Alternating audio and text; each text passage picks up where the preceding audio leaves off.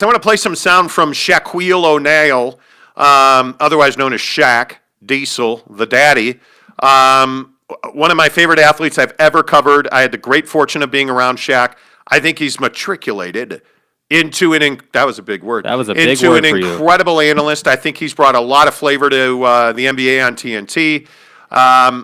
And last night he had an interesting exchange with some dude named Spida, Donovan Mitchell and Shaq on TNT last night.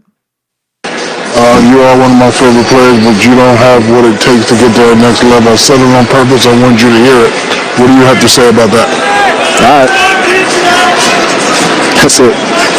That's it? All right. That's it. Cool. I mean, I want you to hear it. I've been hearing that since my rookie year. You know, I'm just going to get better and do what I do. Do it. At the end of the day. Well, that's what I want you to hear you say. Love the game, brother. Keep it up. Appreciate it. All right. You got to play that again, number one. This is amazing. This is the NBA on TNT. Donovan Mitchell, after sweeping a 2-game set from the second coming of Christ in Zion Williamson, except he's a lot fatter than Jesus is. Anyway, the point is, no offense to real fat Jesus, but you know. And this is awkward now. Here's, speaking of awkward, Shaq and Spida Mitchell after the game again. You are one of my favorite players, but you don't have what it takes to get to the next level. I said it on purpose. I want you to hear it. What do you have to say about that? All right. That's it. That's it? All right. That's it. Cool. I mean, I want you to hear it. I've been hearing that since my rookie year. You know, I'm just going to get better and do what I do. Do it. At the end of the day. Well, that's what I want you to hear you say. Love the game, brother. Keep it up. Appreciate it. Wow. Thanks to our friends at TNT. Do you buy it? Do you believe it? Do you agree with it? I right now, I do agree with it. Today, right now, I don't think that Donovan Mitchell is a fully formed, completed product. We've seen this with every elite performer in the NBA. I have vivid memories of Michael Jordan losing to Boston after scoring 700 points in Game 5 or whatever it was. I have vivid memories of Kobe shooting up air balls. I want to say it was against the Jazz when he was a young Laker. I remember that. Every great player goes through this right here. The difference is guys like Michael and Kobe didn't have Chris Brickley. Mm-hmm. The difference is Donovan Mitchell every offseason works with Chris Brickley, and every season comes back with something new. We're seeing a guy that now is an elite three-point shooter. Mm-hmm. We're seeing a guy now who has turned into an unbelievable basketball player because his footwork has improved exponentially. But the difference now is he has no help. And I know that this has been something that has frustrated Jazz fans, and I know we've talked about this on Twitter a lot, but I don't know how to say it any more clearly than this team is just not that good. And I know, again, that they're, 11-4 now, and they're doing well. They're one of the top teams in the West. But what does it matter?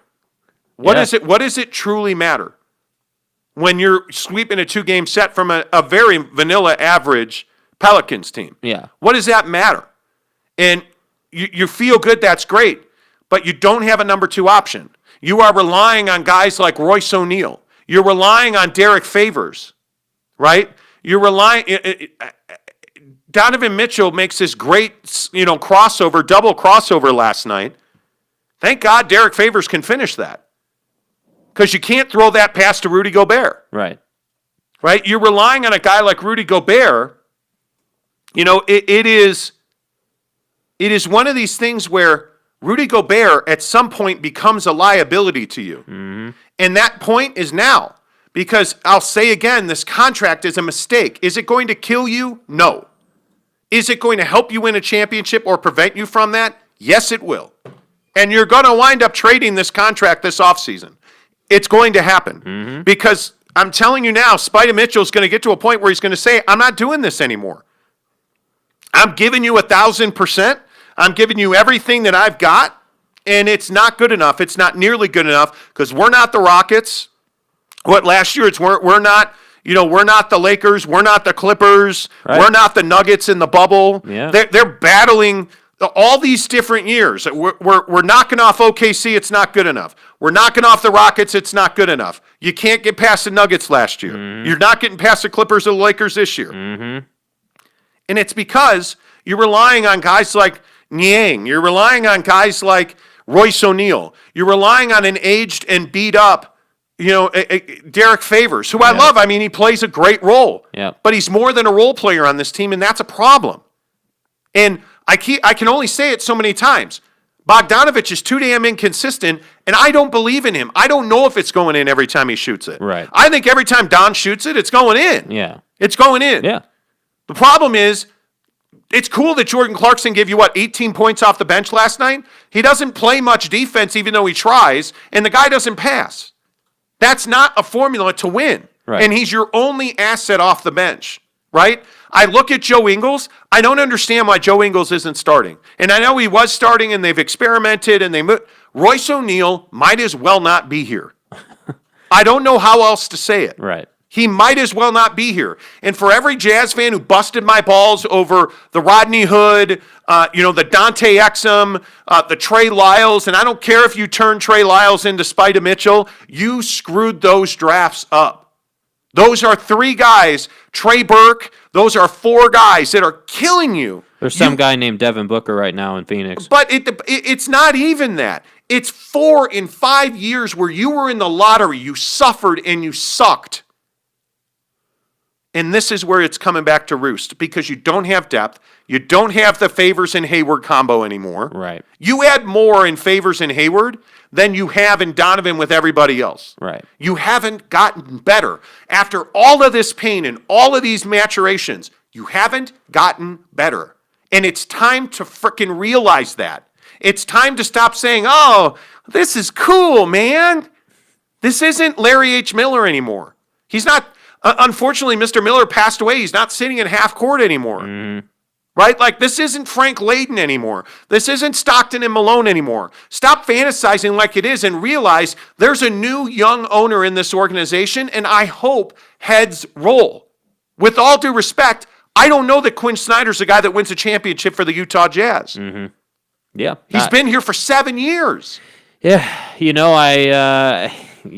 It's hard for me to really say much more because you said it perfectly. They're just Jazz fans want to say, like I saw on Twitter last night, a Jazz fan was like, well, Rudy's, win difference is plus 20. When the Jazz when he's on the floor playing, they're plus 20 wins. And it's like, that's cool. That means you get to the postseason. But then when you play the Lakers and you play all the teams you got to beat in the West that are top of the table teams, you're not beating them. It doesn't mean anything. Like you're not where you need to be. This team, it's not good enough just to get to the postseason anymore. It's just not. Like, what's good enough is let's get to the Western Conference Finals, right? Like, let's not go out in the second round. Let's get to the finals. Let's get there. I'd be totally fine.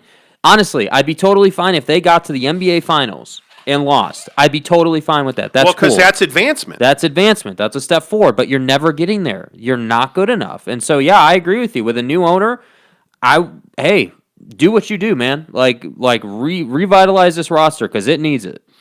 I look at their wins, and this is probably where a lot of Jazz fans are going to get annoyed with me, but fine. New Orleans. Denver's a nice win, right? Atlanta, Cleveland, Detroit, Milwaukee's a nice win. All right, so in those 7 games right there, you've got 2 quality wins, in my opinion. San Antonio, the Clippers in early January, a week into the season, that's a good win. Yeah, it's still a good win. All right, so 3 of 10. Everybody was a week in the season. Yeah. 3 of 10, right? But you lose to Phoenix. You lose back-to-back to Brooklyn and New York. And that's pre-James Harden, pre-Kyrie Irving, KD, right? I just don't think you know if you're a good team yet. And I think you're coming into a stretch where you're not going to find out because it's Golden State, New York, Dallas, all of those are at home. All of them are at home. You don't go back out on the road until next week at Denver. That's a really important game. You need to win that game against Denver. Yeah. It's time to put Denver in the rear view, frankly. They have a better big man than you do, but I think you have a better guard than they do. I would agree. So you should be better than Denver. But Detroit, then the road trip, Atlanta, Charlotte, Indiana. Those are 3 games that are going to be very difficult. Yeah. Because Atlanta's playing well. LaMelo Ball is invigorated Charlotte. Yeah. It's fun to watch him. Yeah. All right. I feel better. That was like a bloodletting. Whew! Man, all right, man. Oh, gotta cool off over here, It was like a bloodletting. Yeah,